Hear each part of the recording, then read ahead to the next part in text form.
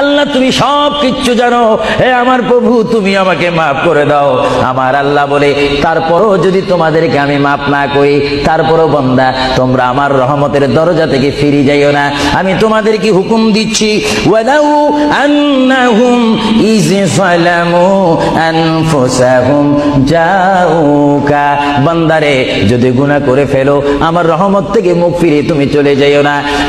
বান্দা আকাশ পরিমাণ যদি গুনাহ করো, পাতাল পরিমাণ যদি গুনাহ করো, সাগরের পানি পরিমাণ যদি গুনাহ করো, পাহাড় তুলনায় যদি তুমি গুনাহ করো, আমার দরবার থেকে তুমি নিরাশ হইও না। বান্দা আমি তোমাকে একটি রাস্তা বাতাই দিচ্ছি, একটি পথ তোমাকে আমি দেখাই দিচ্ছি। সেই পথটি কোন পথ তোমরা জানো?